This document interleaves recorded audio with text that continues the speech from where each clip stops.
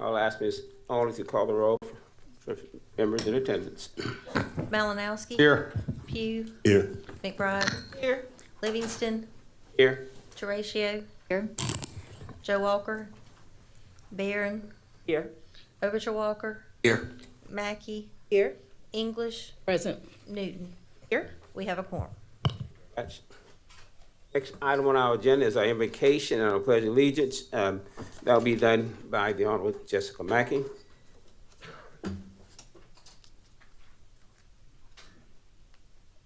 Our heads.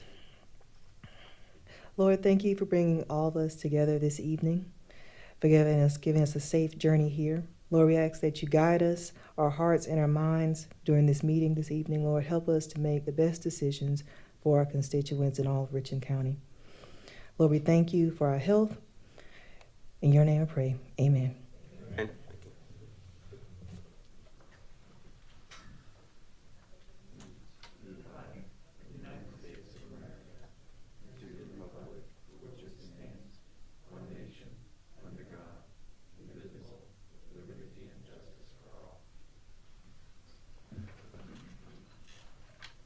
thank you very much, Mr. Mackey. That brings us to item 4 on your agenda, which is presentations and resolutions. I think if someone wanted to add a resolution, Ms. Newton, you recognize, or Ms. Thank you, Mr. Chair. We would like to add a resolution honoring James Hayes.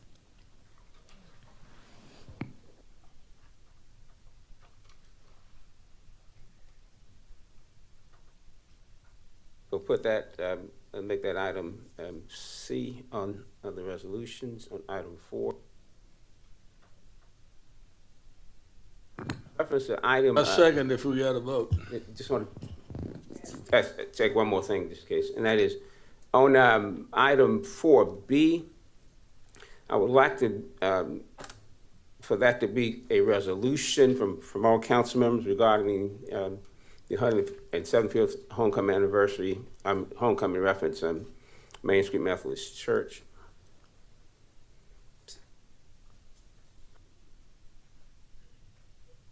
Other changes, deletion?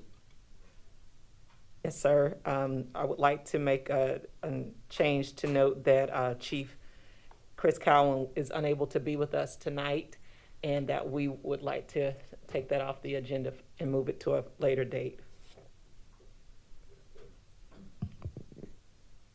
What we'll do is we'll get to that item. We'll just, for the record, we'll just make a motion to move to a later date, so that way it's very clear. Anything else? All right, I entertain a motion as amended for the agenda. So moved. Moved Second. and proper second as amended. There's no, I'm not recognizing. We vote on that, but we gotta go back and adopt the minutes. You went to, Oh, haven't gotten there yet. you just said about adopting the agenda, that's number 6. What I meant, I meant the, yeah, I apologize. I get what you said. It's the presentation that we're just messing with. And now that brings us to the approval of the minutes. Sure. Recognize. Page 18 of the minutes, I used the wrong term. I used abstain. I should have used recuse. Can we? Okay. Anything else reference the regular minutes for October 5th? Mr. Chair, Mr. Mount, you recognize. just so that we've got it correct, page 9 shows that these are minutes for September 21st. I believe they're actually for October 5th. Page 9, under 4. Up at the very top, the third line says September 21st. Chair? Thank you. I've already communicated with the clerk to council office, but also on page 9 for the Clemson Road sidewalk contingency, I was listed as an opposed vote and I voted in favor.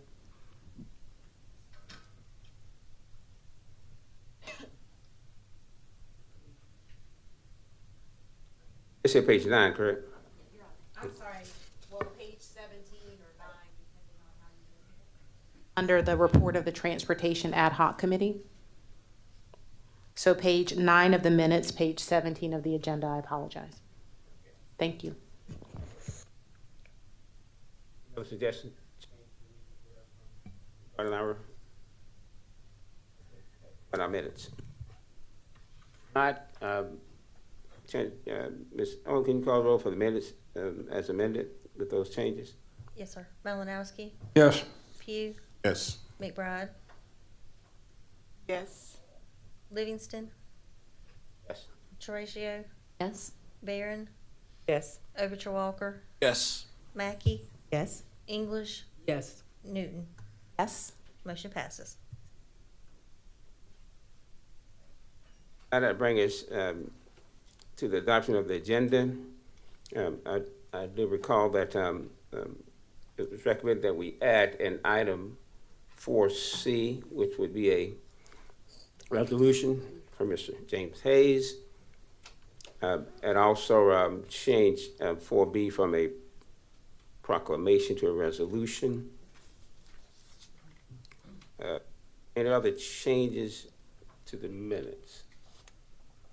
I'm sorry, any other things related to the adoption of the agenda? Any other change, Mr. Brown, you have anything in reference to the agenda? No, sir, Mr. Chair. Okay. If not, Ms. Owen, can you call the roll for the adoption of the agenda? Malinowski, Yes. Pugh, Yes. McBride, Yes. Livingston, Yes. Horatio, Yes. Barron, Yes. Overture Walker, Yes. Mackey, Yes. English, Yes. Newton. Motion passes. First thing on the item 4A was a resolution recognizing Mr. Chris Cowan.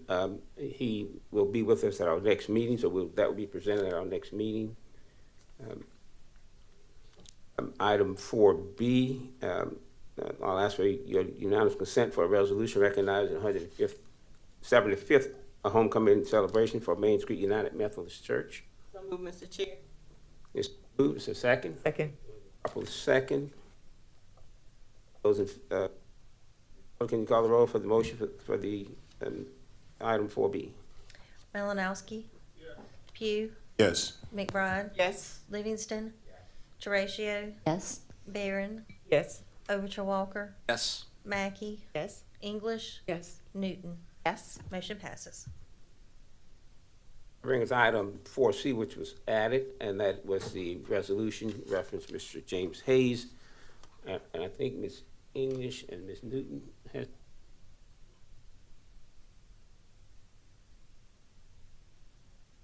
State of South Carolina, Richland County, a resolution recognizing Director James Hayes for his 17 years at Richland County. Whereas Mr. James Hayes was born to the late Jesse James and Cornelia King Hayes. Mr. Hayes was raised in Richland County and is a product of Richland District 1 schools, having graduated from Eau Claire High School in 1988. Whereas Mr. Hayes would continue his education by attending HBCUs, Fayetteville State University and Tennessee State University, where he earned a Bachelor's of Science in Accounting and a Master's in Finance. Whereas in 1995, he started his career in finance industry and eventually found his way home. He began his career with Richland County government in 2004. While at Richland County, he worked in various departments, including grants accounts, budget analysis, staff account, and senior accountant. For over 4 years, Mr. Hayes has been Director of Budget and Grants Management. Whereas, while at Richland County, Mr. Hayes has saved the county over $100,000 and received the highest grade among his peers on the Government Finance Officers Association certification exams. He has demonstrated leadership by treating everyone with respect and kindness. Whereas Director Hayes, James Hayes, is married to the love of his life, Courtress Hayes, and is the father of 4 children, Sidney, Zion, William, and Jameson. Mr. Hayes will be leaving Richland County for a position in Delaware County, Pennsylvania, to be closer to his wife's family. Now therefore be it proclaimed Richland County Council members Shaquise Newton and Cheryl English, along with all council members, wish Director Hayes the best in the future endeavors. Mr. Hayes has helped the citizens of Richland County, both directly and indirectly, to enjoy your work and accept your lot in life. This indeed is a gift from God, Ecclesiastes 5:19. Director Hayes, we truly appreciate all that you have done for us. We thank you for teaching us budgets or trying to. So many council members have shared that when we came on, we didn't know what we were doing, but your patience, your kindness, and just your gentleness in working with us. And we just want to say thank you for your many years of service and all that you do.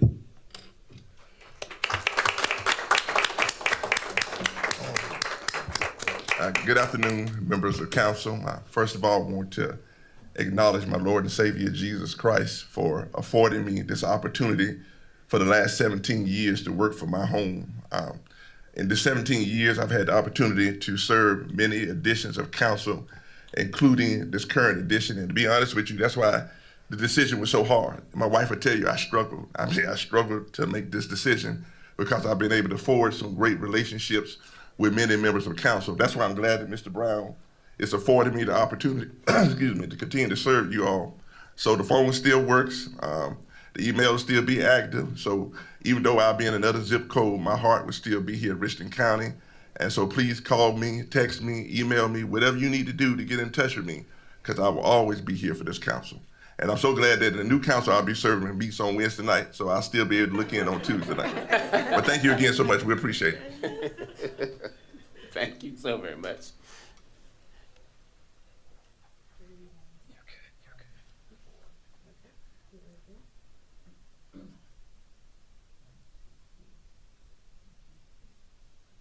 Thank you.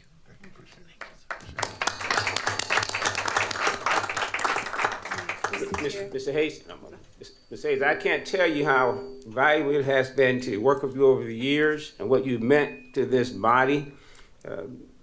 It's bittersweet to see you leave us. We understand your reason for leaving, but again, we're certainly going to miss you.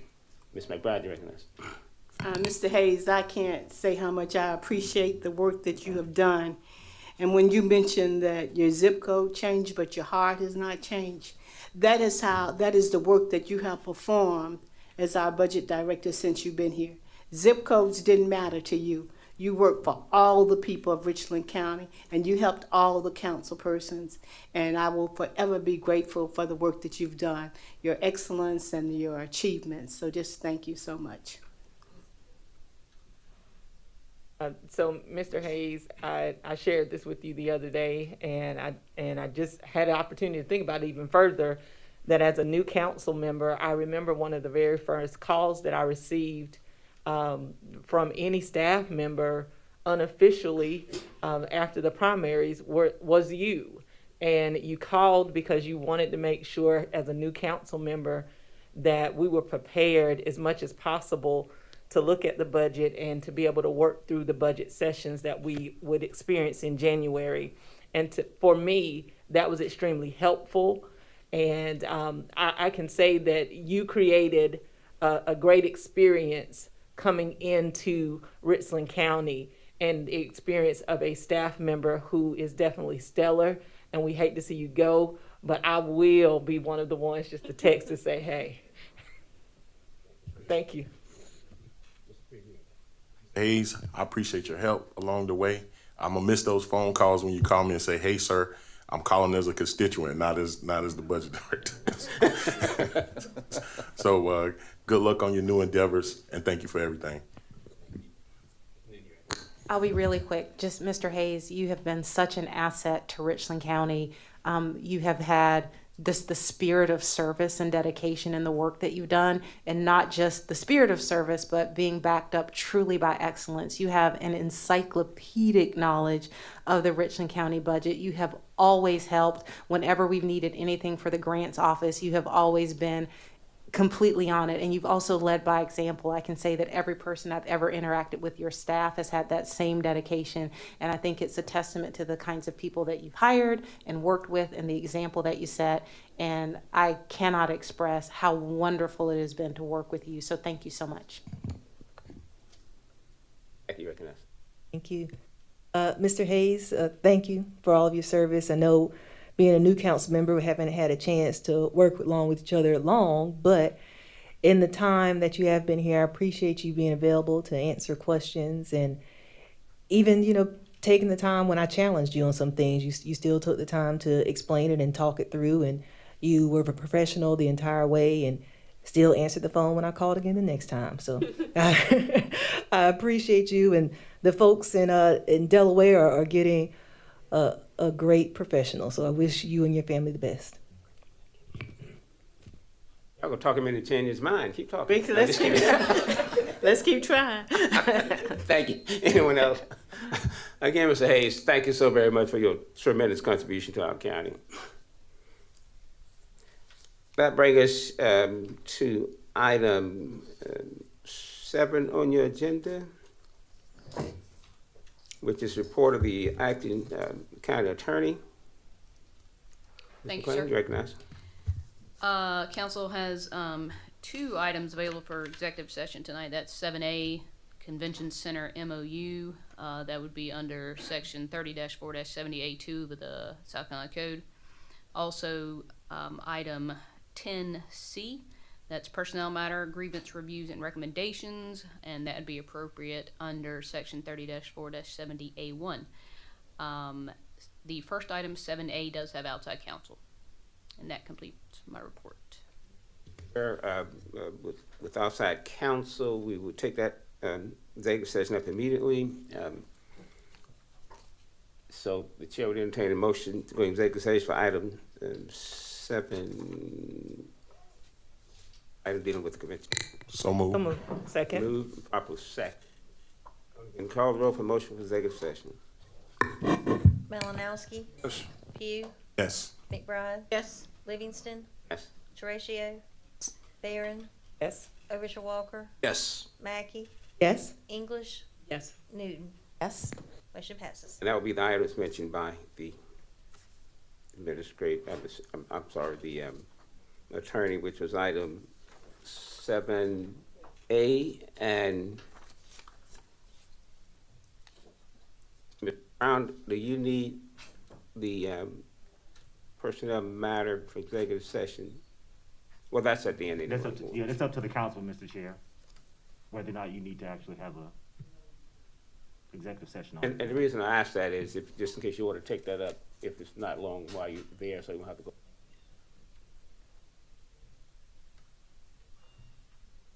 We'll cover those 2 items in executive session, the personnel matter as well as item 7A, reference to convention center. That's Or do you need a motion? Need a motion to include items? Just to be on the safe side, yes, let's make a motion that both of those items, including executive session, I'll take that, yes. Substitute, well, I move that we include executive session. Heard the motion, there's second. I said, Mr. Chair, I move that we include both executive session items in this executive session now. If I was looking at my agenda, I could do a better job telling you the numbers. Item C. 7A 10C. and 7A and 10C. 10C. any further discussion? If not, Ms. Hunter, can you call, Mr. Brown, like you recognize. Second. Mr. Chair, the reason I would vote no to that is we have residents out here, and I believe some of them may be signed up for citizens input. We don't know how long this may take, and I don't think it's fair to them to make them stay here any longer than, they came down here. I think we should take it upon ourselves to do the second executive session at the proper time. I agree with that, and I'll withdraw my motion. Motion withdrawn, so if there are no other objections, we'll just take up item 7A in the executive session that we're about to go into. It's only, did we take a motion on that matter? Did Yes, we sir. not, for 7A, we've already voted on 7A, have we Yes, not? sir. Okay. So moved.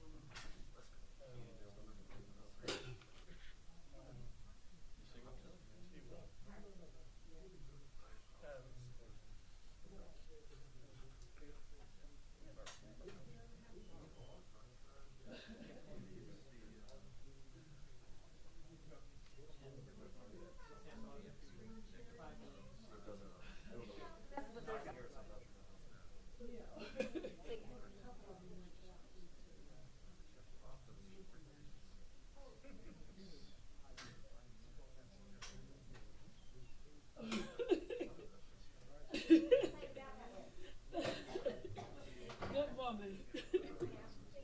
Thank you.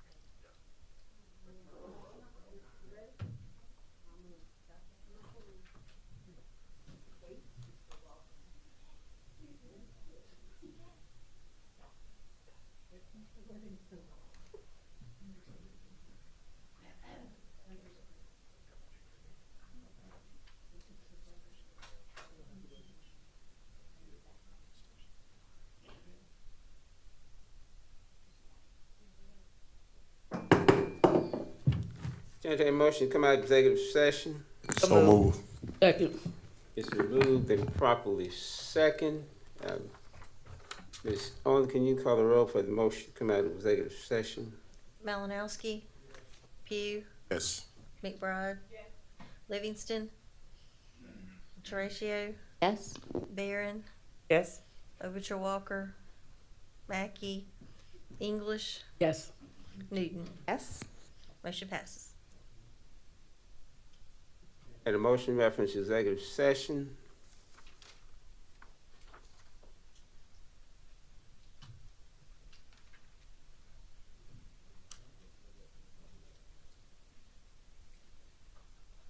I'll try it. Chair, I move that we allow the administrator to move forward for due diligence purposes as discussed in executive session.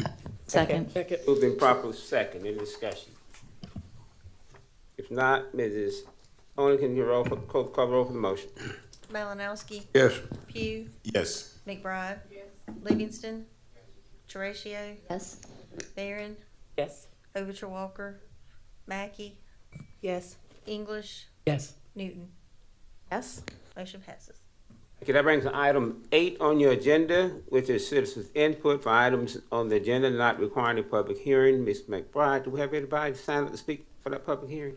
Mr. Chair, for citizens input for items on the agenda not requiring public hearing, no one signed up. We got one person, but I think his name is. Thank you. That public hearing is now closed. That brings us to item 9 on our agenda, which is citizens' input. Must pertain to Richland County matters not on the agenda, items for which a public hearing is required or a public hearing has been scheduled and cannot be addressed at this time. Mrs. Anyone sign up to speak? Yes, Mr. Chair, we have several people that signed up, and I will call them by name, and I would like for when they come forward to speak, their name and address, and that we also, from each citizen that was signed up to speak before council, to do so for 2 minutes, provided however, but time should not exceed 30 minutes, so you have 2 minutes to speak. The first person is Kevin Stillman.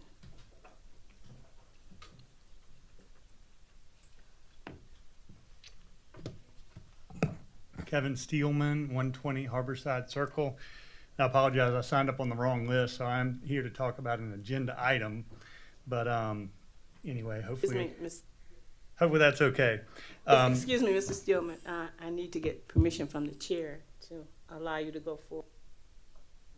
Yeah, they did sign up and on the wrong one. If there's no objections, I'll allow him to go ahead on and speak. There are no objections, please go Okay, for it. okay, thank you so much. I just did want to point that out because I am here to talk to you about the Land Development Code text, which is an agenda item. It's the second reading. I was here at the public hearing. Mr. Chair, point of order. He just said it right there. We've had a public hearing on that item already. So he would not be allowed to speak to it. He should have spoken at the public hearing if he was here then. I did speak at the public hearing. Well, you can't speak again. For our rules, must be an item pertaining to, and it's come out of not on the public hearing. And the first one you said you want to speak to is an item on the agenda not requiring a public hearing. This item did require a public hearing and it did have one. So Mr. Malmouth is correct in the sense that don't meet that requirement pertaining to an item not requiring a public hearing. Okay, so once the first reading has been held, there's no other opportunity for public input? Once a public hearing has been held, there's no other options. Okay, all right, well, thank you. Oh, I apologize. There are other options. You can email us, text us, call us. Write us, whatever. Yes. Okay, thank you. Thank you, Mr. Stillman. The next person is Alice Hutto, I think, but this person also has signed up to speak on the public hearing, the code. Could I speak on an unrelated topic that is not specifically about the Land Development Code, since I've already signed up? Not on our agenda tonight? Yes, sir. I'd just like to speak about something in general. Would that be allowable? Yes, if it's on our Yes, agenda, correct. not requiring a public hearing. What is the topic? Moratoriums, just in general.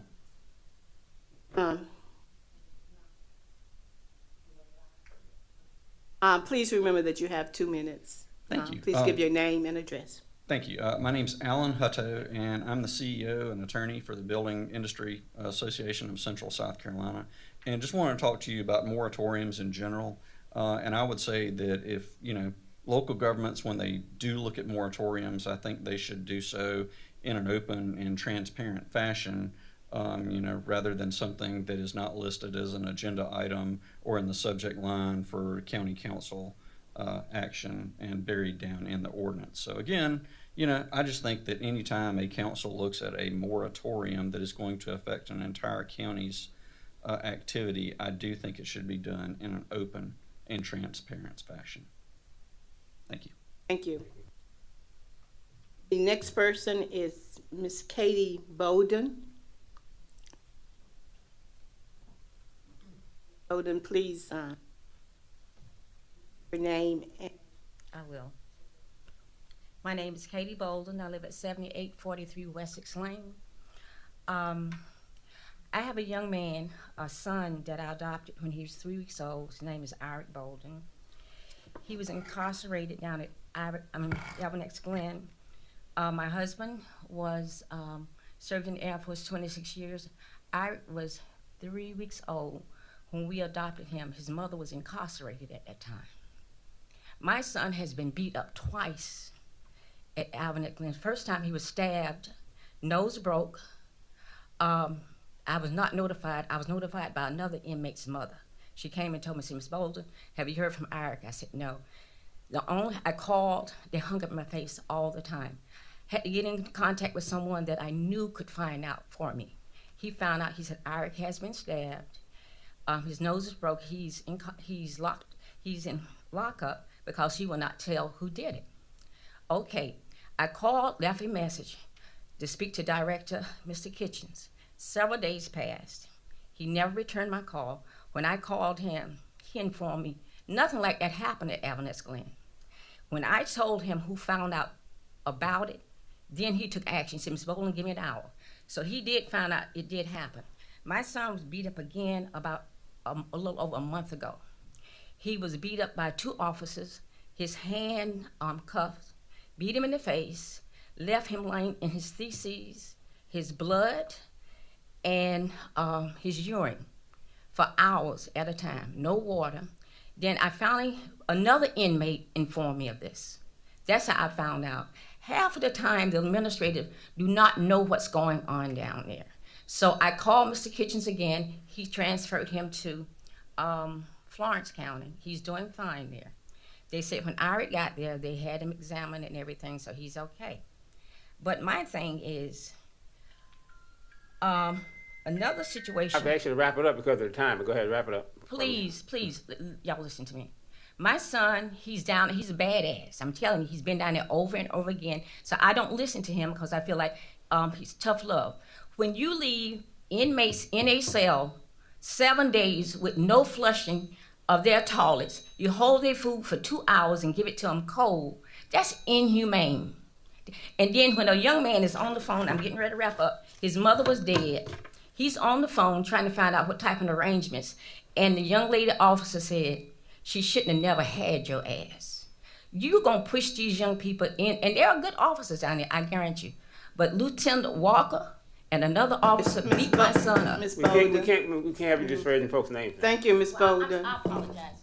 Thank you. Thank you. Thank you, Ms. Bolden. And our administrator is here, so I'm sure that he has your name. Yeah. Thank you. And they're talking about they need plumbers instead of tasers down there. Thank you, Ms. Bolden. The next person is Mr. Christopher Lawson. Mr. Lawson, you have 2 minutes. Please repeat your name and give your address. Thank Good evening, Council. I think I have a similar situation to the first 2 gentlemen. However, my point is not directly related to the rewrite, but indirectly. So I would like to speak if allowed. But we don't know about, we don't play semantics here now. What do you want to speak to? Right. So it's more about entrepreneurship and small business and how it affects our community. Go ahead. Again, my name is Christopher Lawson. Address is 24/7 Hayward Brockton Road. Good evening and thank you for having me. As a local entrepreneur, I share, as a local entrepreneur, I know I share similar concerns with my absent counterparts. I'll be brief. The second rewrite seems to provide protections and benefits to everyone. Speaking on the rewrite. Speaking to the rewrite. I'm sorry, you're out of order. Yes, sir, but it's entrepreneurship. It's directly, if you hear me through, sir, it's directly Sorry, related. you can write us, call us, whatever you need to do, but I'm have to follow our council rules. Okay, thank you. Mr. Chair, that concludes the hearing. That brings item 10 on your agenda, which is report of the county administrator. Mr. Brown, you recognize. Thank you, Mr. Chair, members of council. I'm going to start on page 26 of your packet with the coronavirus update. Specifically at the time of this report, you can see that our incident rate has been coming down, but it is still above what is considered a high tier, which means that there is, at the time of this report, a high volume of COVID-19 in our county. But at the same time, the percent positive for the current reporting period, as you have listed there, was down to 5.6. So again, trending down, but we still do have some COVID-19 prevalent in our community. Also, you can see that at the time of this report, that 55.9% of Richland County residents who are eligible to be vaccinated had completed their vaccination. This is again according to SCDHEC's vaccination dashboard. And 53.5% of South Carolinians who are eligible had been vaccinated or completed their vaccination process. So that information again can be found on DHEC's website. It is updated, but as of this report, that information was current. Also, I put in your packet, there have been questions that were asked about the booster shot. So you have listed there for you who is eligible to receive the booster shot. And there's some other detailed information about how to go about getting yourself that shot here in our community. But it gives you an outline on pages 27 as well as pages 26 of who could get that booster shot. So moving on from there, I did have an update related to the Emergency Rental Assistance Program. On your desk, you saw a large page. Those pages are included in your packet, and I'll touch on them here in just a quick moment. So ERA 1 is the summary report that I provided to you both in your packet and in the large document that you have that we'll spend additional time on, which is 2B. But on 2A, I want to tell you that on ERA 2, as of this report, we had approved about $4,986,000 of ERA 2 funding, and that had gone to assisting 898 applicants. Also, right there on that same page, you will see that I listed out for you something that I think is important, and that is the ERA reallocation guidance released by the U.S. Treasury. That's important because now the Treasury is accepting applications from folks like us who have gotten rid of their allocation of of ERA funding, and will now allow you to apply if you have been a fast spender. So my anticipation is for us to ask the Treasury for an additional $12.5 million, just like we got on ERA 1. We believe that the statistics that we have communicate that we could use those funds and get those funds out.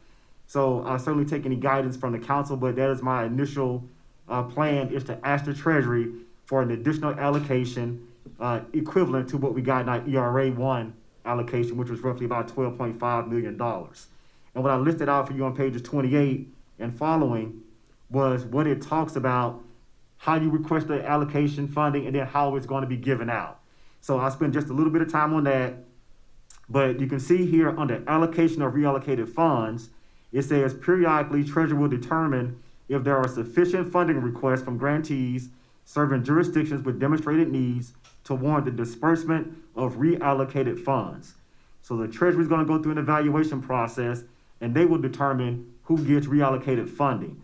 You will also notice, if you look at the guidance, which I put the whole guidance in your packet, is that the Treasury has said that they're going to try to reallocate funding within the state first before they go out of state. So what that may mean is that the Treasury will look at agencies within the state of South Carolina who have not allocated 65% of their ERA 1 funding, and then take funding from them and provide it to folks who have. So keep in mind that while the guidance is about ERA 1, we have completed ERA 1, and we are almost 65% on ERA 2. So that's good news, but when I get to some other parts of my report, it also means we got to make some decisions about applicants and the like, but I don't want to get ahead of myself. So I did want to talk about that because it's important to know that Treasury has now released that information. So as of the 15th, you can now apply. And my intent was to come to this council meeting, tell you what I plan to do, and see if council supported that idea of asking for an additional $12.5 million, which was our first ERA 1 allocation, because we believe that we can get that money out. And the reporting that I have for you that I'm going to cover should show you that we have enough applicants currently that could easily utilize that funding. So I'll take a pause there because that's a lot of information. But what questions do you have about the ERA 1 funding request that I'm going to be making, which is equivalent of $12.5 million to Treasury? Or what questions do you have about ERA 2 and how it's going, before I move on to other ERA reporting? Questions? Thank you, Mr. Chair. Quick question, because ma'am. looking at this data, it's about applications. Initially, obviously, per the guidelines, we were allocating funding to those households that were below 50% of AMI. And depending on the funding that we had, the guidelines, and the applications we received, there was going to be an opportunity potentially to still to those who need assistance, but perhaps a little bit higher in income. I see on the tab applications that were made. I think it was 333 or something like that. But does that mean we're also awarding ERA funds to some of those groups or not? Are you referring to the document that I provided to you?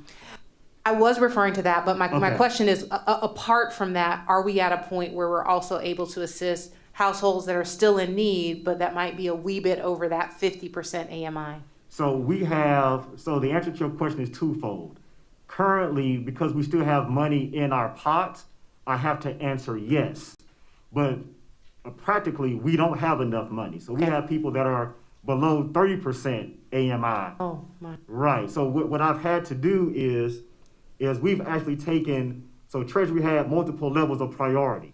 So we've had to go in and then, even because of the dwindling funds, set those folks that are below 30%. So we went from less than 80 to 50. From less than 50, we dropped it down another tier to less than 30 to begin to try to deal with the fact that we have so many applicants that have such a low threshold to help prioritize. So that's kind of the additional conversation I need to have with this body on this evening. Thank you. You've answered my question. It's an alarming answer in terms of some of the levels of need in our community, but thank you. Yes, ma'am.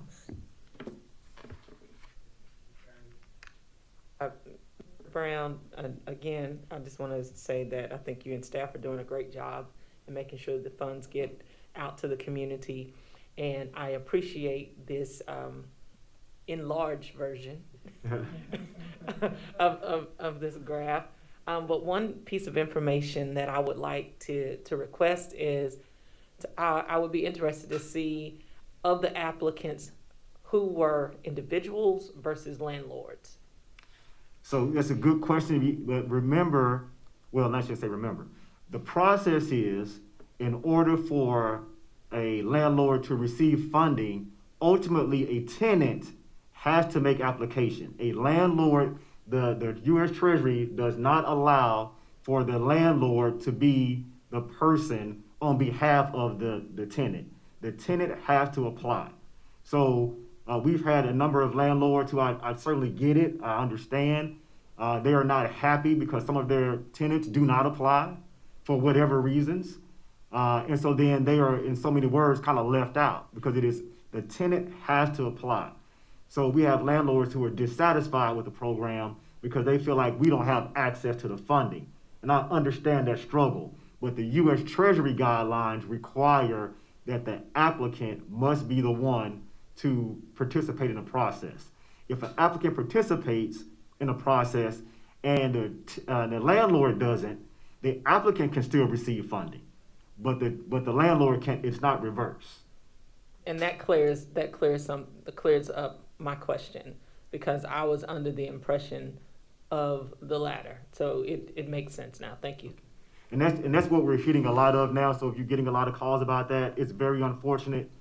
But the landlord does not drive the applicant process in this particular program with the U.S. Treasury. And those are Treasury rules, not Richland County rules. I'm just a little curious about the timing of this. So we got round one, we're in round two, kind of halfway there. And then if we indicate to the Treasury that we're interested or open to a round three, when would that get started? How long will that take? It depends on if the Treasury gives us funding. So unfortunately, I'm not able to provide that answer. However, we have already engaged the Treasury and said we intend to. And they are familiar with our program statistics because we have to give reporting. So I don't feel like we won't get a potential round because of our utilization, but there is no guarantee. And again, they just opened up application on October 15th. And then just as a reference point, the first round and now round and a half, what was the time like? When did we start round one? When did we start round two, I guess? We started round one in May. We started round two, what was it, like a month ago, I feel? Okay. Roughly about a little bit, maybe more than a month ago. September-ish? Yes, ma'am. Thank you. Yes, sir. You said the tenant must make application. Now, who does the funds go through, the tenant or the owner? So, good question. So, the funds can go to the tenant. So, if the tenant is approved, the funds can go to the tenant. They can go to the utility company. They can go to the landlord. So, we can pay directly to the tenant, to the landlord, to the utility provider. And what determines who it goes to? So if the landlord does not participate in the program, you may think that's crazy, but you may have a landlord who says, I'm not going to participate. Then those funds for rent go to the tenant. The funds for the utility services, we generally try to pay directly to the utility services. And we have been in contact with the utility services, so there's a direct connection we have with the utility providers. Can a landlord request the funds, or they have to go to the tenant?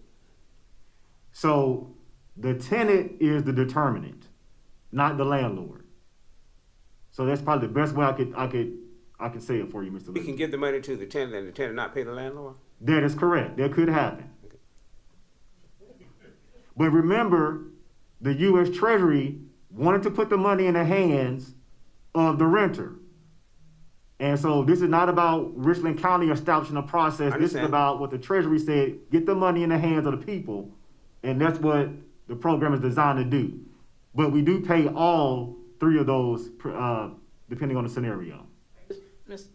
Yes, ma'am. For the clarification, there's documentation that the individual is behind in his or her rent. That's correct. So if that person chooses not to pay the tenant, then they will be evicted or could be evicted. Correct. Yeah, but that's sort of some of the check and balances that are in place. Okay. It is, but we have had landlords call us and say, hey, you know, I understand the tenant was in the program.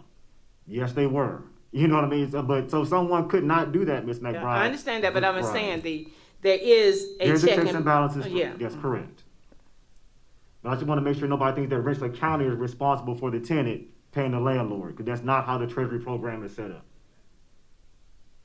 One more thing, the landlord knows that the tenant has received the money because they have to document that they're late.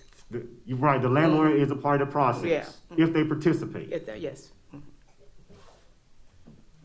All right. So just Continue, Ms. Brown. I'm sorry. So on pages 34, 35, and 36, what you have is I want to show you this. 34 is applications initiated. If you look at your big packet, it's the first page. What I'm showing you there is you look at that total. So you can see this is just ERA 1. This is not 2. This is only 1. So we received of people who initiated an application. That means they just started. Over 14,000 people just started an application. Okay. If you go to the next page, applications submitted, and each of these categories, you see how we break it down by zip code, by ethnicity, by age, by race. So you still have the breakdowns for each particular segment. Applications submitted. What this means is that you see 6,961 applicants submitted. That means that initially when these folks submitted, they represented that they had enough information to submit an application that could begin the review process. Now, once that process starts, it's possible that maybe they didn't have all that they needed. But this just goes to show you that 6,961 individuals basically submitted, quote unquote, a completed application. The third page, which says applications approved, these are the individuals who submitted the documentation. They went through the review and vetting process, and ultimately they were awarded funding. So these are the folks, when you look at the breakdown, that actually received the dollars. And you can go by zip code and see the applicants by zip code, again, by household AMI. You can see it by race, you can see it by age, you can see by ethnicity, gender. So you see all of these different breakdowns, and this is something that Richland County does. These are not reports that are required by Treasury. Treasury literally asks you for two things. They want to know the number of applicants and the amount of funding. They don't ask for this breakdown that we're providing you tonight. So this is an additional level of detail that's provided by our reporting process. So I just want you to be aware of that. Yes, ma'am, Ms. I'm sorry, Mr. Chair, Ms. McFray.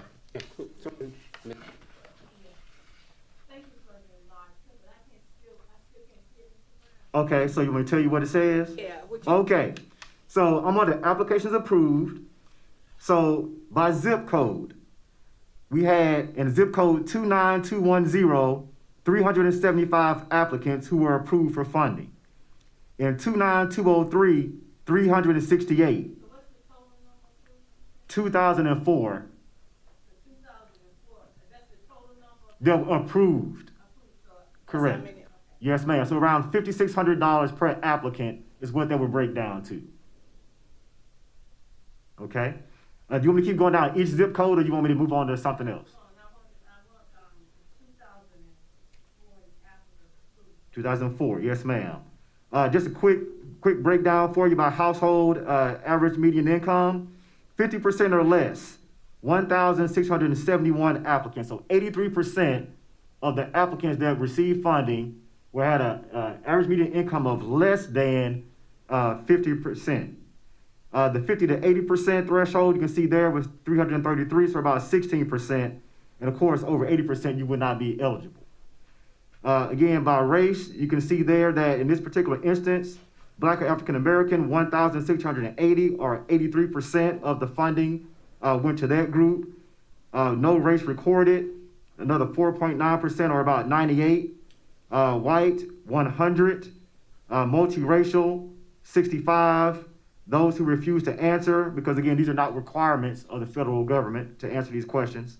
You get 51, American or Indian or Alaska Native, 4, and Native Hawaiian or other Pacific Islander, you can see 1.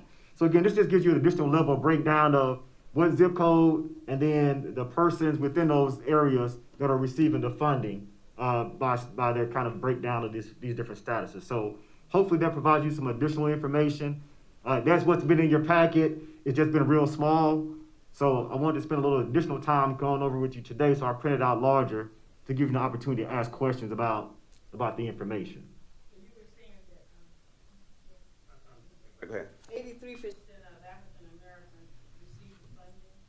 Of the 2004 people that were approved, 83% identified themselves as Black or African American. But the amount of funding they received, how many people, I'm getting the total, the 2000. Of the 2004, 1,693 identified as Black or African American, and which is roughly about 83% in this particular line. Okay. I'm announcing them, Ms. Newton. Go ahead, please. My question, Administrator Brown, where you've got applications breakdown by zip on the 2 different pages, is that 2 different groups? Because I see there's some zips on one but not on the other. So, because what you have is those who, you got 3 different levels of information I provided you. The first page was basically people who just initiated an application. So that means that you went in, maybe you typed your name in. So, but you did not go through and complete all the documentation to submit a completed application. So that's why you start, so you go from there to people who submitted a completed application to people who were ultimately approved. So that's why you might have some zip codes that are represented on some that are not on others. Right, I was looking at, I see on the submitted application, Okay. there is not a zip code for one of them, but on the approved, there is one. Gotcha. Then that may just be a situation where a number was off here or there. I have to validate what that is, Mr. Mallon. Okay, thank you. Thank you. Oh. A final question. So out of 2,040, we spent $12.5 million. 2004, yes, you have, because remember, you have roughly about $5,600 per person. So if you take your calculator, and somebody can check my math. Okay? No, I just wanted to make sure that Right. So we're spending about $5,600 per person. So 5625 is what you break down to. If you do that times 2004, you can see there you get 11,272,500. So and that's just applications by themselves. That's not recertification, and that's not any cost associated with administering the program. That's all money to the applicants. I can imagine that it is so many more people out there that are in need of funding, and while we're are trying to get additional funds from the federal government. Yes, ma'am. Being that Richland County has a very high poverty rate, particularly for African Americans. So, and Ms. Newton had asked a question in a previous meeting about what would happen when we got potentially additional funding with folks from ERA 1 still be eligible for ERA 2 funding or whatever future funding. And the answer is yes, but to the point of what I'm showing you here, separate and apart from ERA 1, we're already at 6,002 applicants for ERA 2. So we don't have enough funding to cover all of this. So I really hate to say this, but we really need to start taking applications because people are going to have a mindset that there's going to be money available for them to get. And we might not be able to get everybody's need. So I hate to say that, but I think that's practical at this point, because other than that, people are going to be reaching out saying I applied and I never got any money. And they're going to think Richland County didn't do something, when it's not about that at all. So that's the unfortunate thing I have to say to you on this evening, and certainly would accept any guidance from you on that, but I mean, that's really my recommendation on that. Here. Mr. Walker.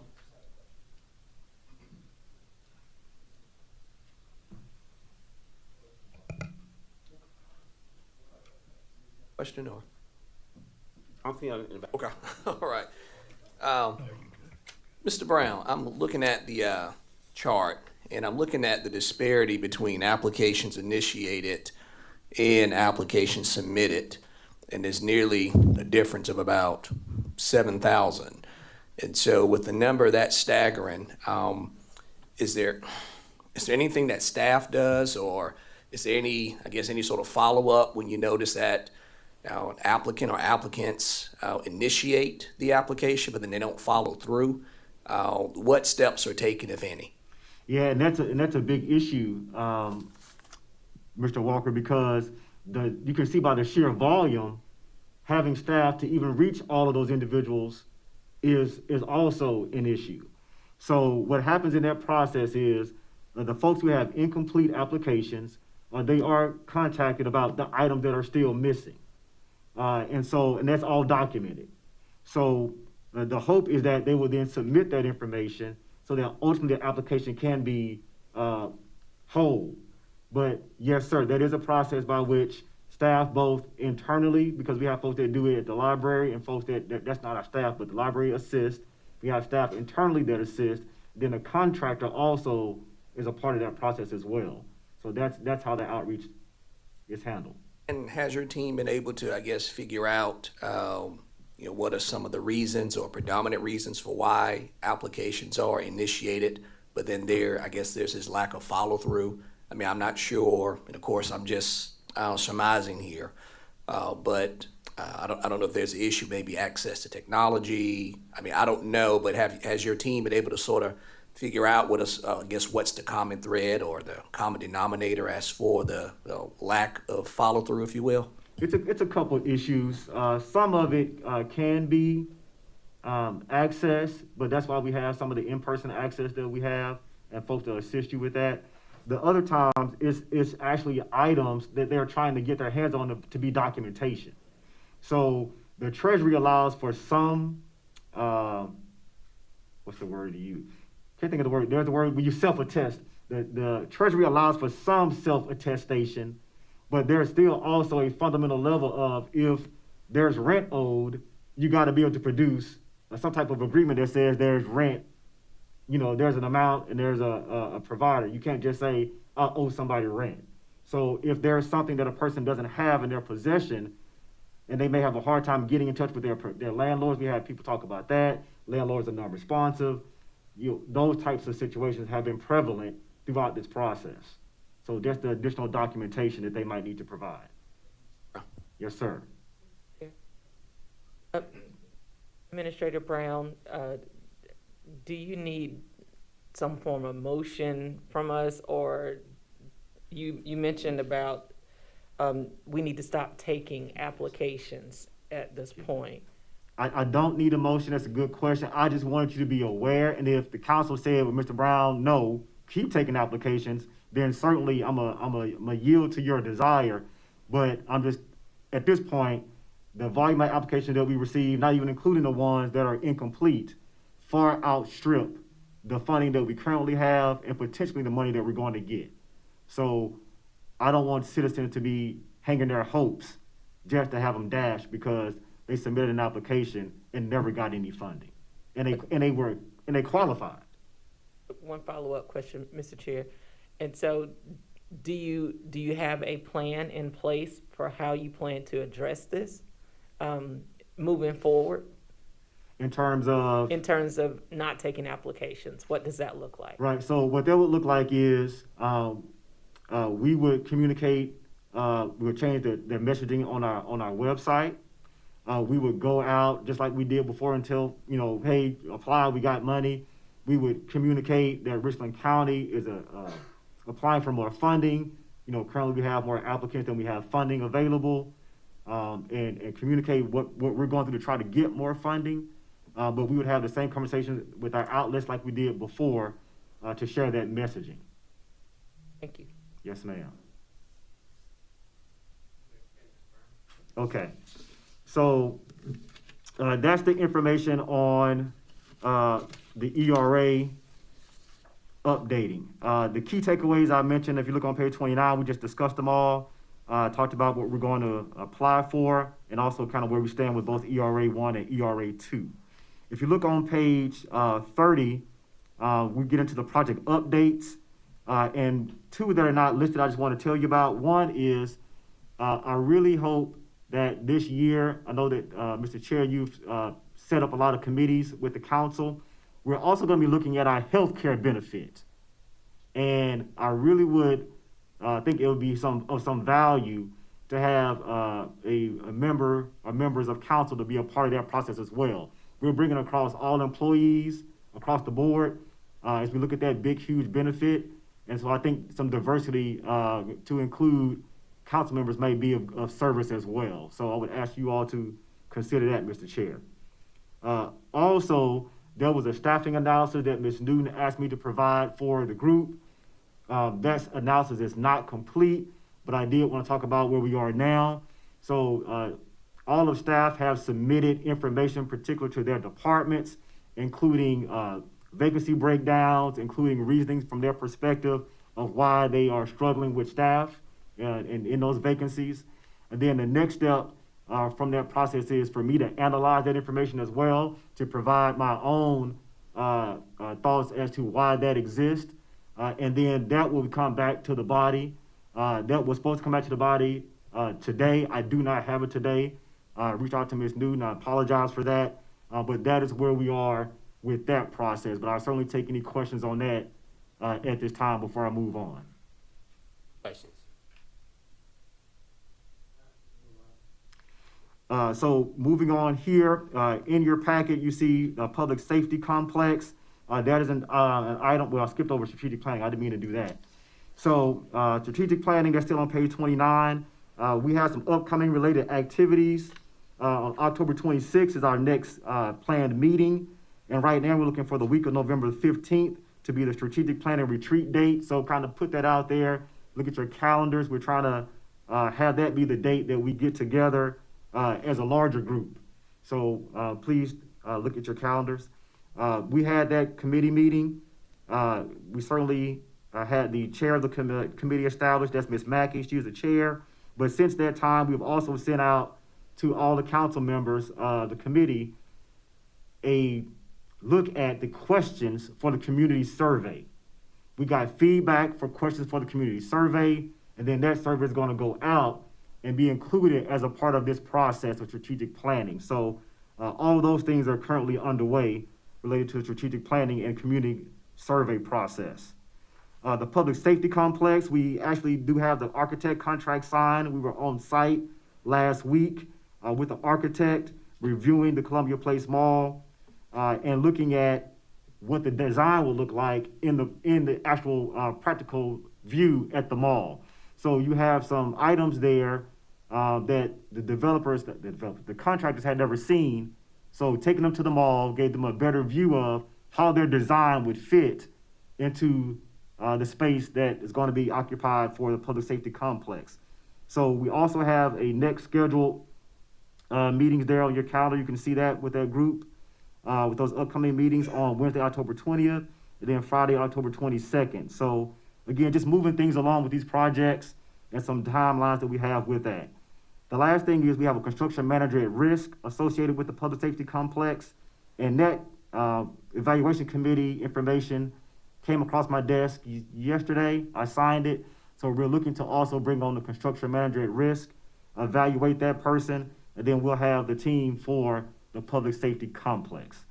So I'll pause there and see what questions you have about the public safety complex.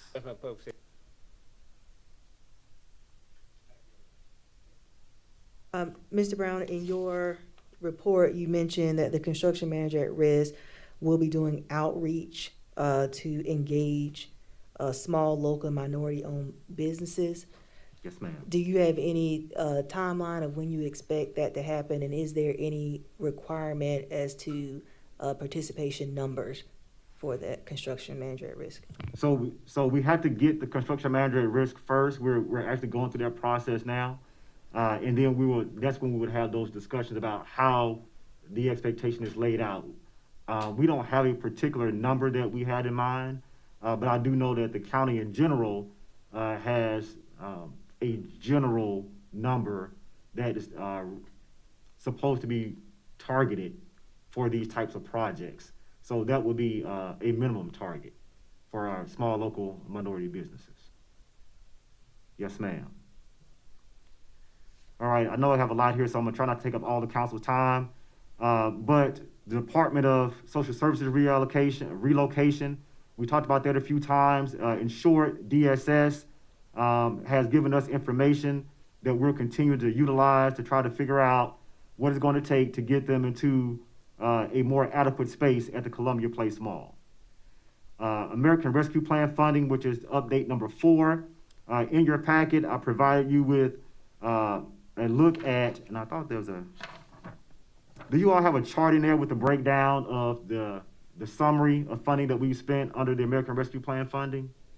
Okay, so there should be, and I'll get that to you, there should be a backup that broke down what we've spent so far out of the American Rescue Plan funding. So it's a quick chart that shows you all the things that you've approved, and then the remaining funding minus what you've already approved. And roughly at this point, without being able to show you here, that's about $61 million that is still remaining of that funding. So I'll follow up with the email showing you what that is, but I thought that was included. I apologize. And last but certainly not least, the redistricting process. So there was a benchmark report that was released by the South Carolina Revenue and Fiscal Affairs. You may have seen that. If you don't have it, we'll get that to you. In short, the target goal number for council districts in the 2020 census is going to be roughly around 37,382 persons per district. So we have internally a name that I'm going to give you, who is a GIS technician. Her name is Miss Betty Etheridge. She's going to be the project person that's going to be meeting with you, or you meeting with her, to look at your individual districts, looking at their target goal of 37,382, as you look to figure out what those new lines will look like and what those new maps will look like. So if you don't have the benchmark report, I'll send you the benchmark report, but also that's what the process will look like. We also have, separate and apart from that, have an RFP that closes tomorrow, and that RFP is for a paid consultant. So someone that can also help with this process. So that individual would ideally come on board and would help validate information that we are providing and going through for the council with this process. So that's where we are with the redistricting process at this time. What questions, Mr. Chair, can I answer related to that process? Let me just follow that a little bit. As Mr. Brown said, the average per district population would be 37,832. That's currently it's right at slightly below 35,000. So each average district increase would have been about 2,700 or so. That's not as much change as some and more than others. And when we look at the districts too, just remember when we look at that number, that's not the number that you have to actually have in your district. I think this year there's a 10% variance.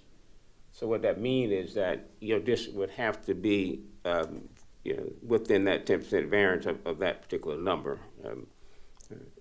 So you get an idea of how many folks, once we look at each individual district and see how many individuals in a particular district, that's one of the most important numbers you need, so you can determine whether or not your district needs to lose individuals or gain individuals. So that's the number, Mr. Brown, we're really looking for now with the consultant, is that number that shows exactly the number of individuals in a district currently based on the new numbers, so we can see where you really stand. Yes, sir. And in that benchmark report, I can pull out and provide you the information that shows you the total population that you currently have now. And then again, you can look at that target number, and working with Miss Betty, you all can look at what that might look like in potential plans for your district. So again, that is something that you will have access to with internally to Richland County staff. So I'll send you all that information as well. And I'm not sure that this is probably a legal question. There's no state statutory mandated date that this needs to be completed. I remember reading somewhere it says a reasonable time before the next election. That's correct. There's not an actual date, but that would be before November 8th, 2022, a reasonable time before then. So essentially what you're looking at is people need the districts aligned so they can then apply to run for office, and you got to know what district you're in. So a reasonable time before the election, which, but no actual date. And Mr. Chair, if I may, the plan is, hopefully with the consultant coming on board, but even without that, is to utilize the filing deadline as the benchmark to work backwards to where we are now. So that would be how we would proceed, either with the consultant or without the consultant, to meet that as the target.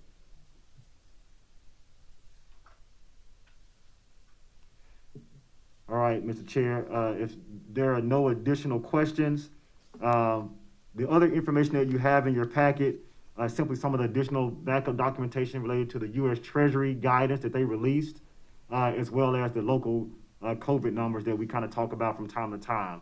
But with that, Mr. Chair, that concludes my report. Thank you very much. That brings us to item 11 on your agenda. That's the report of the interim clerk. Ms. Only you recognize. Yes, sir. The item that is actually listed on the agenda, I will send out a separate email and follow up with you on that one. I do have an update on the retreat location and dates. The only location I was provided was the township, and the dates that I was provided was the January the 20th, 21st, 27th, and 28th. We reached out to Mr. Holloman, and those dates are not available.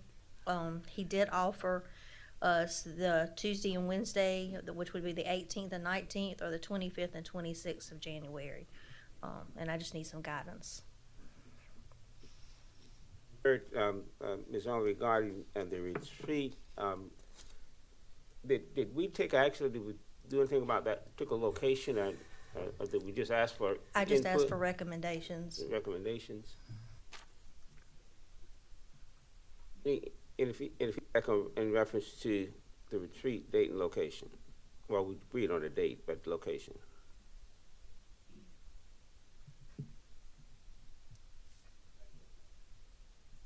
Thank you.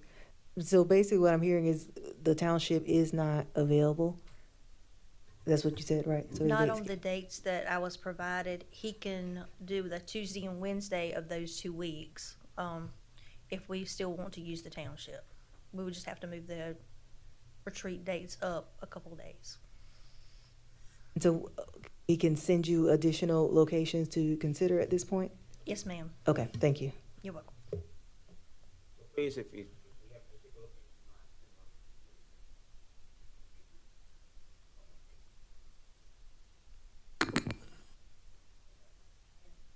I just have a comment regarding the sponsorship opportunity. I definitely support that, but I think that we're going to set a precedence if we keep providing any type of sponsorship to full counseling and making it a part of our agenda, because there are many, many different programs Yes, ma'am. that are looking for grants and hospitality grants. So I think that the only one program that we've ever done, and that had been done for a number of years, was the NAACP. Yes, so I think that this is something that we should not do. Okay. Based on. My suggestion would be it's just forward that information to council members. If a council member want to make a motion, do something, whatever, so be it. But at least That way, it'll get on the agenda by Councilman. Yes, sir. Ms. Madeline?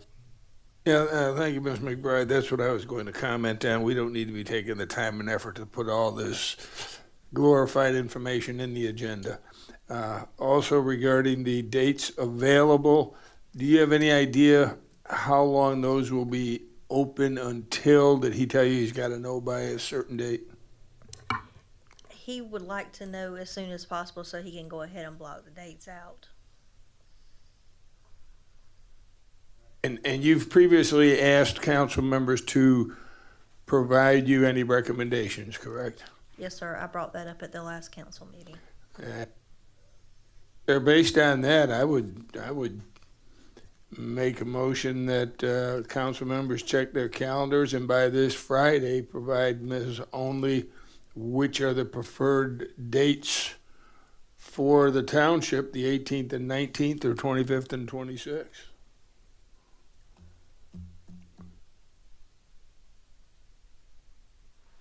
Ask for lack of a second. Good, we don't have any place else to go. Oh, Councilmember said they was. They should have already done it. Next, anything else, Ms. Only? Your No, sir. report? That completes my report. Thank you. That brings item 12 on your agenda, report of the chair. I do not have any report, thing to report. Item 13A is approval of consent items. That's items 13C through 13E.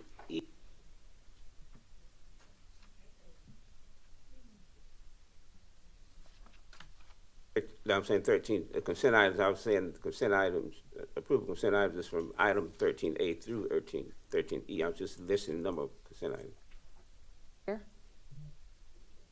I moved 13A through 13E. Motion is for approval of items 13A through E. And properly second, discussion. There be no discussion. Ms. Owen, can you call the roll for the motion for items 13A through E? Malinowski. Yes. Pugh. Yes. McBride. Yes. Livingston. Yes. Horatio. Yes. Barron. Yes. Overture Walker. Yes. Mackey. Yes. English. Yes. Newton. Yes. Motion passes. That brings to item 14 on your agenda, which is second reading items. Item 14A is an ordinance amending the Richland County Code of Ordinance so as to adopt the Richland County Land Development Code rewrite and to replace Chapter 26 Land Development. That is on pages 104 and 106. Chair, entertain a motion. Move for approval. Motion for approval, item 14A is a second. Second. Moving properly second. Discussion. Ms. Madeline, you recognize. Thank you, Mr. Chair. I know that I, throughout several of the work sessions, asked questions. I know my colleagues asked some questions. I don't see any of this info reflected in the information we provided. The only thing I see is what the Planning Commission suggested as recommendations for changes. Mr. Crooks finally sent some information out on the potential for adding historic districts into this code, such as Olympia, but there are other areas where we've got individual historic houses or two throughout the county.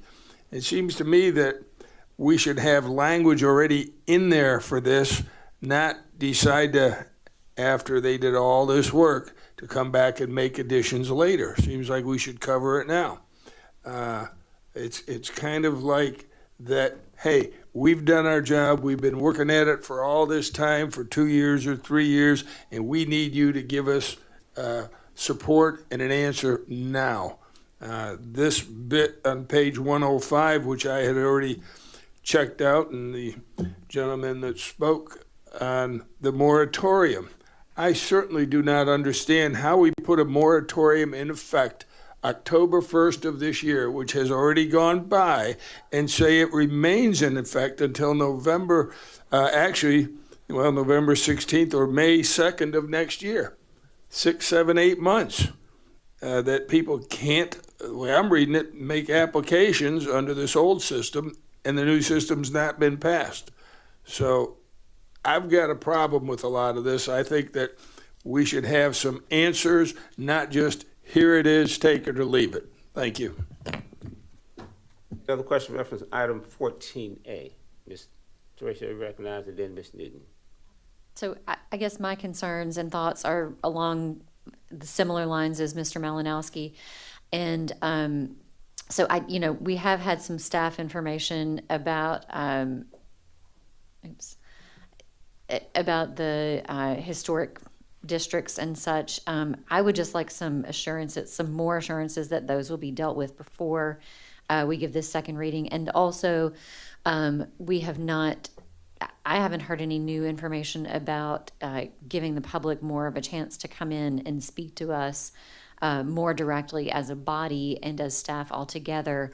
I know that there have been meetings and lots of opportunities given, and those have all been kind of out of the realm of, maybe in one specific district or a few staff members or whatever. And I would love to see the public be able to give information to us about how they feel about this rezoning and how it will affect their lives in a full public forum setting. Thank you.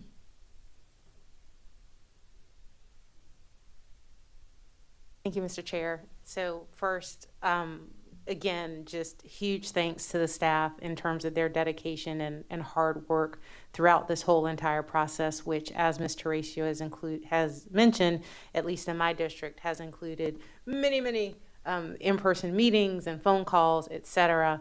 And so I do appreciate all that work. And like I said last time, I still want to say again that I still think that we should provide another opportunity for public hearing. That's part of this process.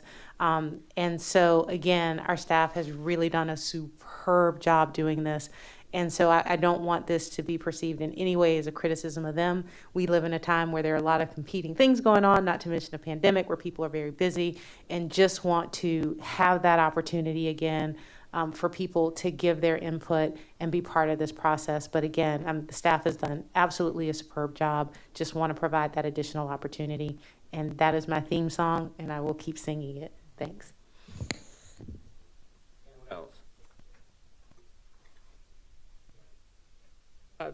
Walker, you want to turn you? Ms. Bear can go first.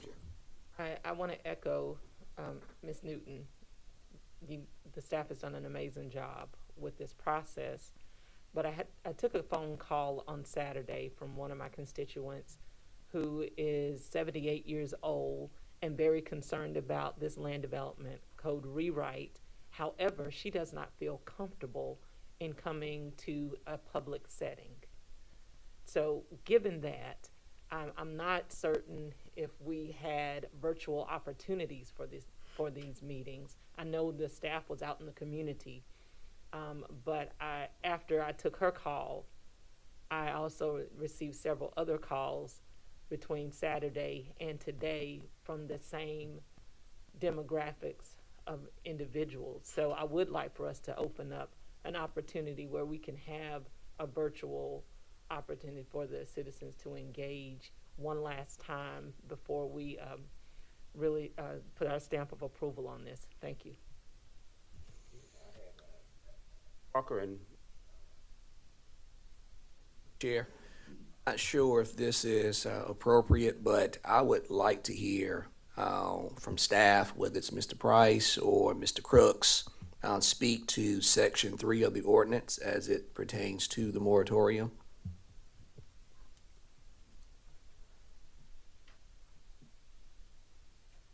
I think that was a question, Mr. Chair. Yeah, who's the best person to speak to that? And whomever, whether it's Mr. Price or Mr. Crooks, just certainly would like to have one of them speak to that particular section, and just the basis for it, the rationale, and why staff feels that this would be in the best interest of the county. Yes, sir, Mr. Walker. Give me just a second. I'm going to pull that section of the ordinance up. Yes, sir. So that's the section referring to the moratorium. So staff felt this was appropriate as we're going through this rewrite process for a couple of reasons. One, because as we're going through this text, we're making changes to the text. And so as we're doing that, if we have a map out there, that ultimately affects the way that that map looks. So in terms of what staff is recommending, as we go through this map process, we put one thing out there, then we change something with the text. That's going to change what that map would be recommended. So say we have the R2 district or the R3 district. Say council said, we don't want this to be this way. We want it to be that way, okay? Well, now we've got to go through, change that map, see how does that affect the overall recommendation. Does this area stay mapped as R2 or R3, or does that become something else because of what those uses were, what that density might be, what those development standards are? So it affects that information that's put out there.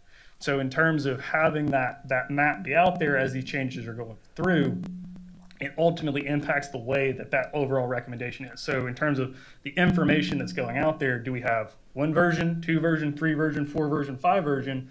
At what point does the public know this is what's being acted upon? This is what's ultimately being recommended. Similarly, it looks at the issue of, if we're providing this notice to the public, the cards we talked about at first reading. So when we're saying, hey, we're doing this rezoning of the county, what does your zoning look like? At what point do we go through that process as well? Do we do it the 1 time? Do we do it 2 times? Do we do it 3 times? And so putting that moratorium specifically on map amendments, not anything else, only the request to rezone a property, people can still come in and build, people can still develop, they just can't request a different zoning from what they have. And so in terms of what it's doing in this overall process, it's delaying a lot of confusion, but it's also allowing us to make the best recommendations possible based on the information that we have. Brooks, I know that the term moratorium, it's the word is viewed as pariah in light of what's happened across the river with our neighbors, but I'm certain that staff's recommendation was not motivated by what our neighbors did across the river in Lexington No, County, sir. correct?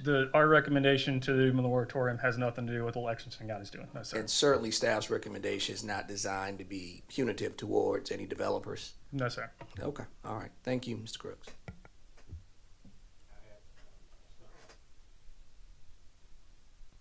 Thank you, Mr. Chair. Mr. Crooks, I'm not understanding your response when you say an individual can come in and ask for a zoning change as long as it's not a change other than what their current zoning is. That's not a zoning change. That's so there's no sense even coming in. So in terms of the moratorium language, it's put in a moratorium, so you can't do map amendment requests for what the current zoning is. So you wouldn't be able to then, once the new code is adopted, you can't request for, say, RSLD, because that would at that point would no longer exist. So in terms of going forward, once the moratorium is lifted, map amendments can only be requested for those zoning districts that are in play at that time. So at that point, the new zoning districts under the proposed code. I may be missing something. Well, I'm looking at it that I want to buy a piece of property and build a small development. I can't do it because as of right now, I can't go from rural to RSLD because that's the old system. So I can't do it. So I'm frozen out of doing anything until May of 2022 here. Now, how is that not punitive to any developer or to myself as the seller of that property? So that's not a question that I can necessarily address, Mr. Malinowski, on how it could be punitive or how it couldn't be. In terms of that, I would think you should be able to address it because you're telling everybody you can't do anything except this right here. And by telling them you can't do anything but this, that certainly can be negative to a lot of people.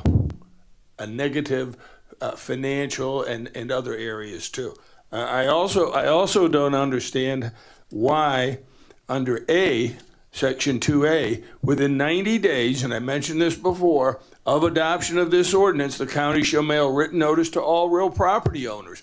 And then we're going to let you know, hey folks, we've changed your zoning, and if you got a problem with it, now come back and tell us.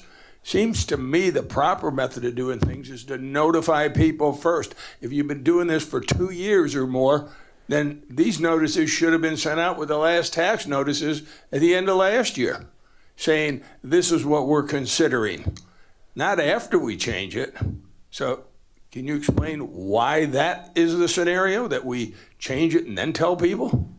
So the notices are in reference to the county is going through and doing the remapping process, not for the changing of the text. So at this point, only thing that would have been changed would have been the text itself, not the map. So in effect, the nothing has gone into effect at that point. The zoning code as it is would still be the zoning code until May 2nd, assuming that's the action that council takes. But that notice is to say, hey, you're being recommended for your zoning district to go from this to this. So your property would be changing this from this if council takes action. Then why do we have to approve the text first? Why don't we get the input from all these people once they receive their notices and then do the text? Because the text could cause us to want to change what we're thinking about doing out there. And then you can still draw your map after the fact. I mean, that's kind of like changing the speed limit and then after you get the ticket saying, oh, by the way, we meant to tell you that we changed the speed limit.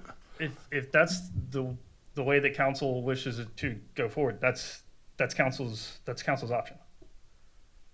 This is just what we as staff is putting forth as what we feel is the best recommended option, because at that point, we're still, as I mentioned earlier to Mr. Walker's question, we're just kind of repeating the process over and over again. And again, if we send somebody that notices, hey, your property's changing to this thing, but does this thing change? Do we then provide that notice again that says, well, now you're this thing? And that's one of the things that we're trying to avoid in terms of this overall process, to make it more efficient, more effective in terms of what that outcome is. But if that property owner complains, then you're saying it won't make any difference if they don't like it because we've changed it. So we don't care if you send it in then because we're not going to change it. There's still going to be the opportunity to change it even once council gives its third reading. Staff can even come back later on during the process after adoption, see what's working, what's not working, what additional things need to be made. The code right now that we're proposing, it's not perfect. The code we have currently is not perfect, but the code that we're proposing addresses a significant amount of issues that we have with the current code to make it overall better, more effective for the county as a whole.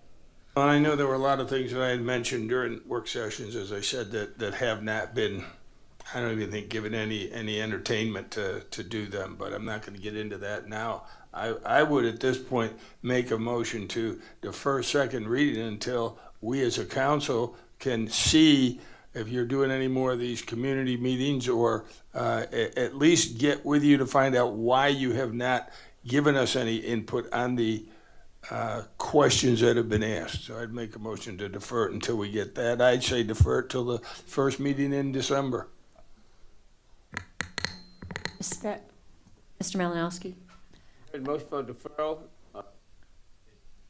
I'll hold it if Ms. I would Tracy wants to speak. just offer a friendly amendment, and Which would cut maybe off we can. comments from your colleagues. Does it have to be seconded before? Okay, sorry, I'll second it. Okay, and then can I offer a friendly amendment? Point of order, Mr. Chair. Oh, sorry. Point of order.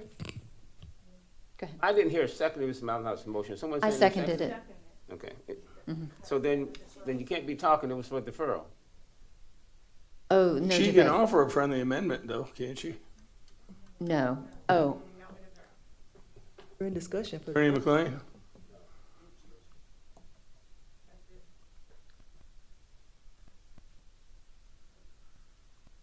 Move proper second for deferral. That's not debatable. Ms. Owen, can you call the roll for Wait, could I ask Attorney McLean, are friendly amendments allowed on a deferral motion? It's not a debate.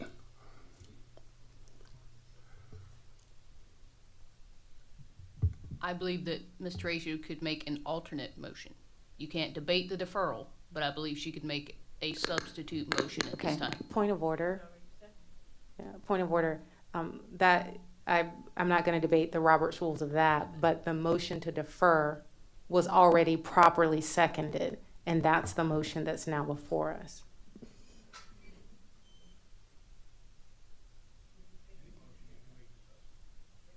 She seconded your motion. think the chair has already. That is correct, but the question was whether or not. Question is, can a substitute motion be made even after a deferral motion is made and seconded?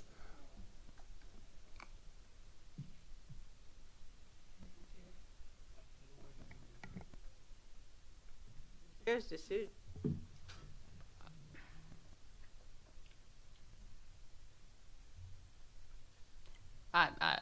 I would go with my original answer, but I mean, it's the chair's ruling, so. We'll take a vote on substitute motion. I meant the deferral, I'm sorry. Malinowski, Yes. Pugh, Oh, McBride, No. Livingston, No. Teratio, No. Barron, No. Overture Walker, Oh. Mackey, No. English, No. Newton. No. Motion fails. The deferral failed. We're back at item 14A. I had Ms. Newton down next, I think. Malinowski, that would have been different if you'd let us, my vote, if you'd let us finish our conversation. So regarding the moratorium on rezonings, just to be clear that that's what we're talking about, that once the code is adopted, there's a moratorium on rezoning properties until that period ends, correct? Yes, ma'am. So just as a counterpoint, I will say that that's certainly something that I'm in favor of and willing to discuss. There are a lot of challenges with our current land development code that the new land development code addresses. And so allowing people to rezone properties with the old designations that may not have worked is not something that I see as in the best interest, at least of my district. So certainly, just wanted to put out there, I don't know that all hearts and minds, agree on that point, but that is a recommendation that I support. While I do certainly support that we have, I know I've said it a lot, just some additional public comment. I don't personally have a problem with the moratorium. So I, from my district and my constituents and the needs that they express, that is something that I appreciate. So thank you. Thank you, Mr. Chair. Mr. Crooks and Mr. Price, I think that last meeting I requested that you provide a report that summarized all of the public engagement and public outreach efforts surrounding this code rewrite, and I appreciate you providing that report.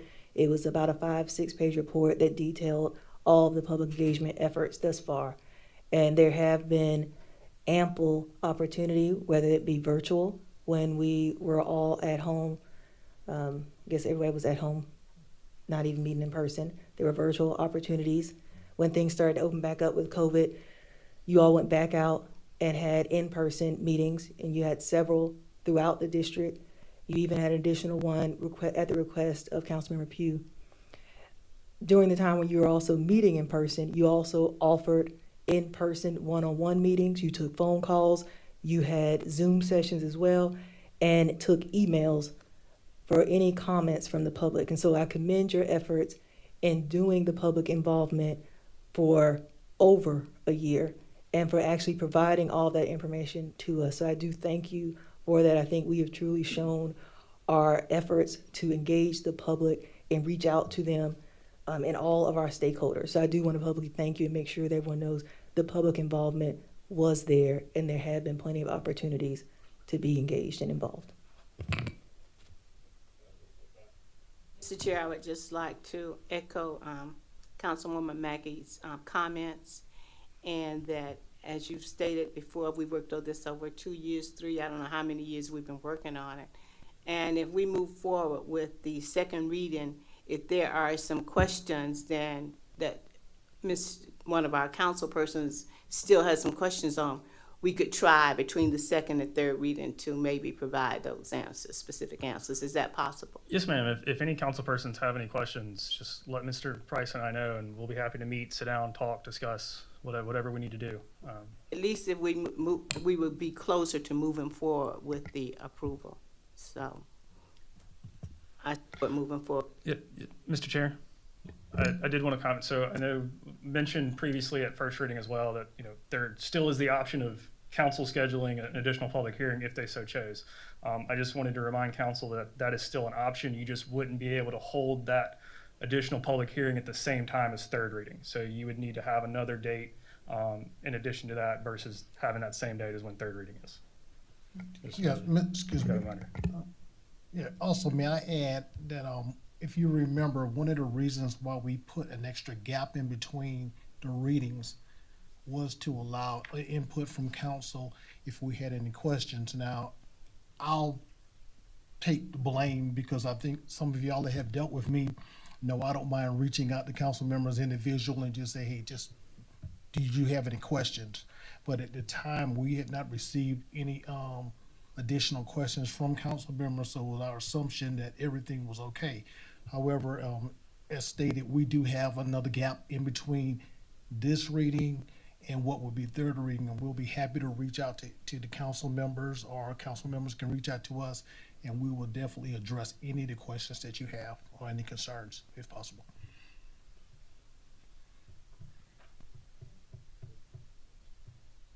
Okay, I think I have, first of all, if there was an additional public hearing, when could it be in terms of, there's like requirements for timing, right? In terms of noticing it and that sort of thing. So it was, I believe I was told that the soonest we could have a public hearing would be like November 16 or 18, sometime that week. Sorry, given the number of days, is it a 30-day? Sorry, I would defer to Mr. Price, but I think because we've already had the first public hearing, we don't necessarily need to do the 30-day, but I would defer to Mr. Price. You already met, I think you've already met the necessary requirement of a public hearing because you've already had one, so you can kind of determine when you do this one. Okay. But check with legal, but that's my understanding. You're nodding your head. I agree. Okay, so, but it can't be at the time of the third. It cannot be at the time as the third reading, so it would have to be a different day than when third reading is held. Okay. Would it need to be part of a regular scheduled council meeting? I would defer to legal or the chair on that one. My understanding is it wouldn't be, but again, I'd defer to. Just be another day, perhaps like the day that we have committee meetings or something. Zoning public hearing. We could do it then. Whatever. Would a motion to do that be in order at this time? Okay. I move that we schedule a public hearing prior to third reading of the Land Development Code rewrite. Okay. Need to attach. I was looking at my calendar earlier.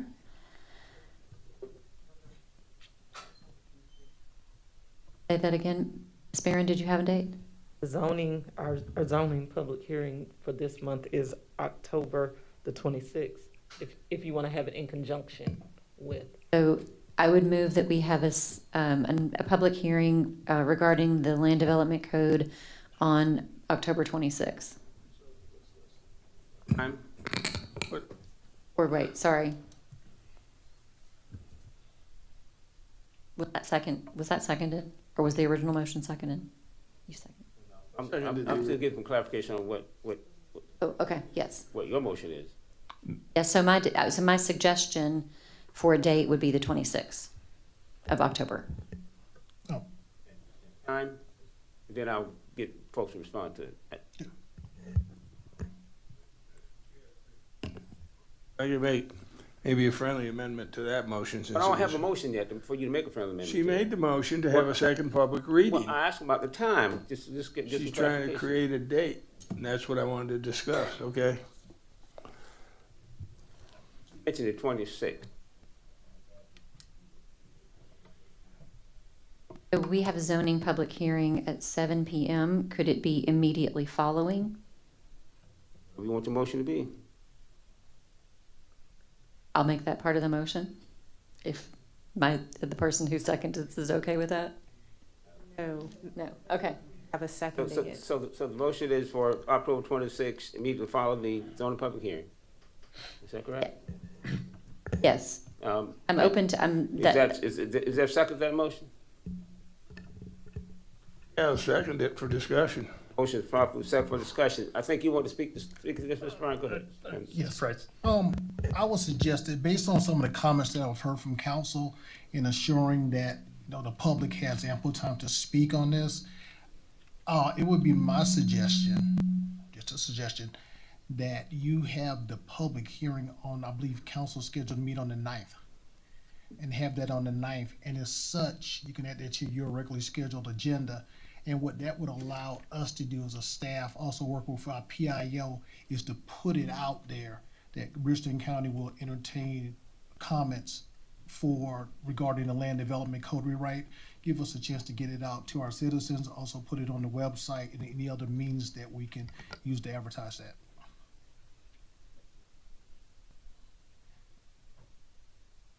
Further discussion on the motion on the floor. Anyone else?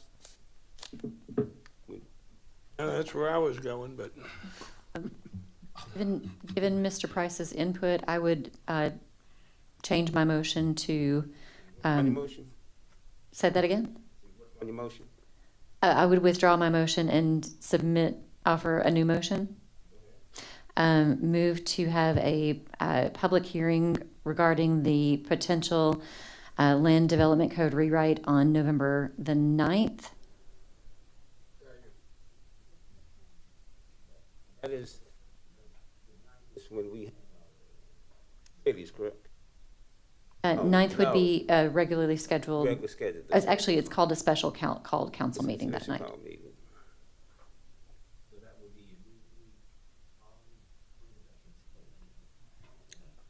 I believe it could be part of your agenda. I believe we've had council meetings since I've been here where we have designated a certain allocation of time to a public hearing during a council meeting. That was my question. So during the 6 p.m. council meeting, at some point in the agenda, that would be, I suppose, up to you, Mr. Chair.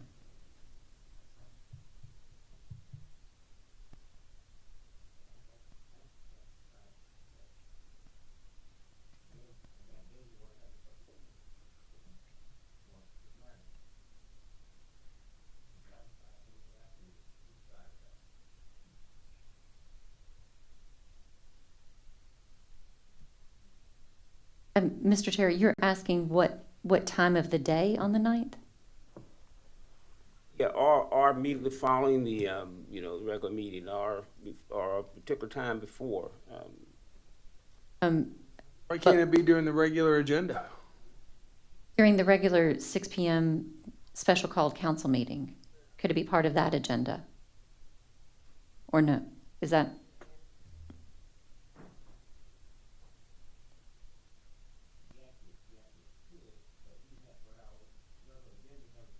And the pattern, so forth. I'm not sure. That agenda is the structured agenda. It currently doesn't have a space public hearing. Right. I believe if we look back some period of time, there is probably an agenda that would have had a public hearing as part of it, and we would have allocated. My point is, do you want to open Yes. the meeting and have a public hearing, or do you want to have it at the end of the meeting? Can we just have it immediately following that council meeting? Sure. I mean, Mr. Price is trying to get our attention. Yes. Again, I think let's going back to some of the comments I've heard from council regarding making sure the public has ample time to speak on this. I think one of the things that council should take into consideration is that you do tend to have executive sessions, especially with outside counsel. We don't know how long that may last. You may come into the meeting a little bit later, and if you put it at the end of the agenda, it could be late into the night. And again, I don't know if that will help address people that want to stay and actually participate by speaking at a new public hearing. Specific time. Yes. Mr. Chair. So we're talking about having it on the same day that we have council meetings. We already have a listing of committee meetings that's already scheduled. So if this is something that council wants to move forward with, is it protocol to place it on the agenda outside of other areas? So in essence, where we have our normal agenda where we do the Pledge of Allegiance, we accept the minutes and the agenda, could we not allocate a portion of time on a part of that, a part of our agenda in that space? Is that appropriate? And being, that would allow us to be mindful of the citizens who come, and we will be able to hear from them and still conduct the business of this body. The answer to that is, we can do whatever we want to do with our agenda. My question is, let's decide what we want to do with it. Okay. Got it. Chair, You recognize me? would it be appropriate for us to direct you to find a place on the agenda for it? Yes, it would. Mr. Chair. I can do that. Okay, thank you. You That know, should be your But motion. remember, y'all direct me to now. You didn't, and so don't complain about where it goes now. We know you'll be mindful. I will be it mindful. seems like it may be a good fit either at, either before the regular citizens input or right after the regular citizens input. I'll get with the administrator and decide what might be appropriate time when we set the agenda. Please. And we would agree on the appropriate time. Okay, thank you. Well, I have to consider that. We work on the agenda together. I don't want to usurp. So,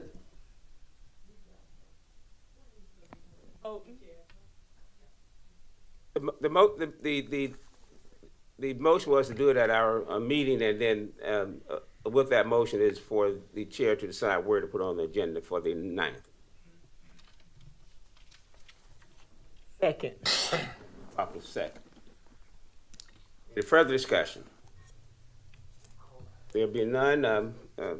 Ms. Owens can call the roll for the motion. Malinowski, Yes. Pugh, Yes. McBride, No. Livingston, Teratio, yes. Barron, Yes. Overture Walker, Yes. Mackey, Yes. English, Yes. Newton. Motion passes. Okay. Now, we still have not taken any action on 4A.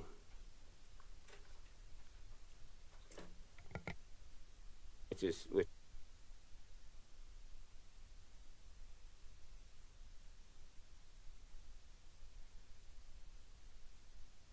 So moved. I move for approval. Second. For second reading, proper second, any further discussion? There be a number, someone can you call the roll for the motion for item 14A? Malinowski, No. Pugh, Yes. McBride, Yes. Livingston, Yes. Teratio, No. Barron, Yes. Overture Walker, Yes. Mackey, Yes. English, Yes. Newton. No. Really making me, Motion passes. really making me deserve my 90 cents an hour tonight. 14B, excuse me, an ordinance amending the Richland County Code of Ordinance, Chapter 2, Administration, Article 10, Purchasing Division 1, competitive purchasing policy, Section 2-612, same purchasing negotiations so as to change the requirements regarding residential solid waste collection vendors. Motion to approve item 14B. Mr. Chair, I make a motion we approve 14B, C, and D. Second. It's been moved and properly second for approval of 14B, C, and D. Properly second. Discussions. If not, Ms. Owens, can you call the roll for items 14B, C, and D? Malinowski, Yes. Pugh, Yes. McBride, Yes. Livingston, Yes. Teratio, Yes. Barron, Yes. Overture Walker, Mackey, Yes. English, Yes. Newton. Yes. Motion passes. That brings us to item 15 on your agenda. That's the report of the Rules and Appointment Committee. That's the Honorable Bill Malinowski. You're recognized. Thank you, Mr. Chair. Item 15A, notification of vacancies. They go from 1A through 1P as in Peter. The committee recommends to advertise or re-advertise, whichever the case may be, all of those vacancies. Heard the committee's recommendation.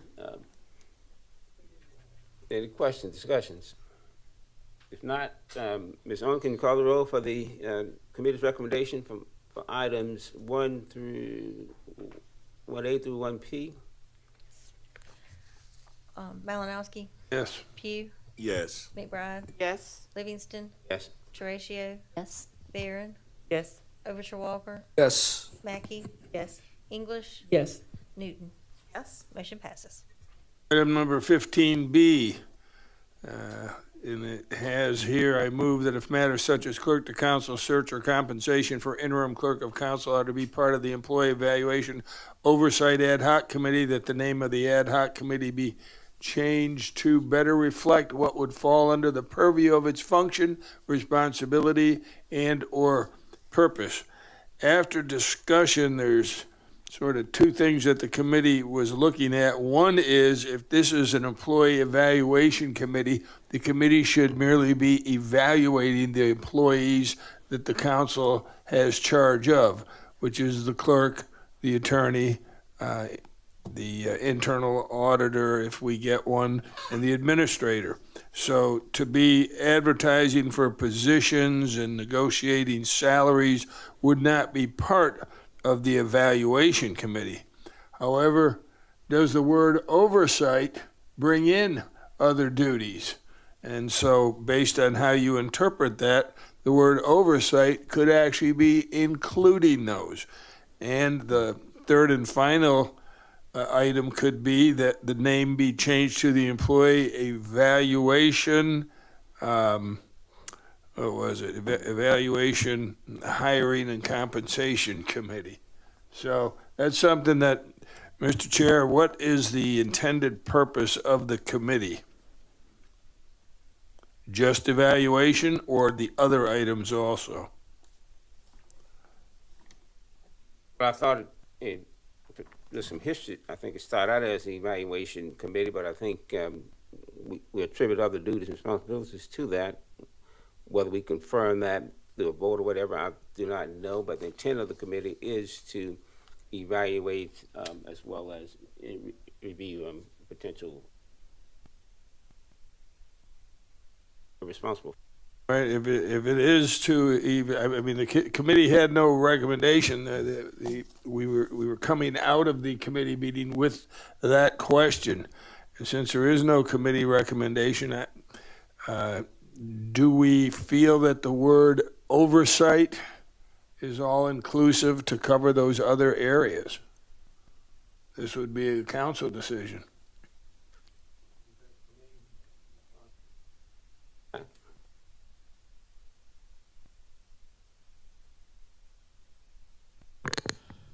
Well, if not, then I'll make a motion that the Employee Evaluation Oversight Ad Hoc Committee remain named as it is, and somewhere in the description of the committee, under the words oversight, it indicates that it includes search and compensation matters. Second. That motion has been properly second, search and compensation matters.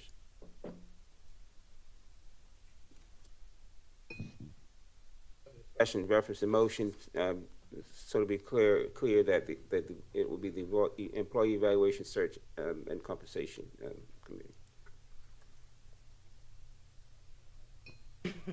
What was the motion? Keep the name as is, but list the new duties or list the duties. No, you changed the name. I didn't add search. No, you want the name changed? No, I do not want the name changed. I said that your motion was to keep the name as is, but add the additional duties. Right. Yes. That's what my intent was just then also. Okay, well, we good then. Thank you, Mr. Chair. That was a form of a motion? Yes, that was a motion, and somebody seconded that. I seconded it. Move proper second. Any further discussion? And I won't repeat it. Ms. Arnold, can you call the roll for the motion? Yeah, Malinowski, Yes. Pugh, McBride, Yes. Livingston, Yes. Horatio, Yes. Barron, Yes. Overture Walker, Yes. Mackey, Yes. English, Yes. Newton. Motion passes. That brings us to item 15. Yeah, I'm sorry, go ahead. 15B2 is held in committee for the motion maker to provide more info on the intent of the motion. Item 15B3A and B together are being held in committee so that more info can be given to the committee that shows the number of committees that could be affected by such a motion. So that concludes my report, Mr. Chair. Okay. Brings to item 16 on your agenda, which is executive session. We did have one item that was for potential executive session, and that was for the personnel matter. Mr. Brown, I think it was yours. Yes, sir. There was the report of the grievance committee findings. So I submitted that to council under separate cover. And unless council has any desire to go into executive session, you have my recommendation and that of the grievance committee. The data reference personnel item. Is there a need or request for executive session or to take an action on the administrative recommendation? Chair, Mr. Mallon. I make a motion that we go into executive session so we can get clarification on some of the information provided to us. Heard the motion in executive session for clarification. That's second. It's moving properly second. Go into executive session for the administrative personnel matter. Ms. Only, can you call the roll for the motion to go into executive session? Malinowski, Yes. Pugh, Yes. McBride, No. Livingston, Yes. Horatio, Yes. Barron, Yes. Overture Walker, No. Mackey, Yes. English, Yes. Newton. Motion passes.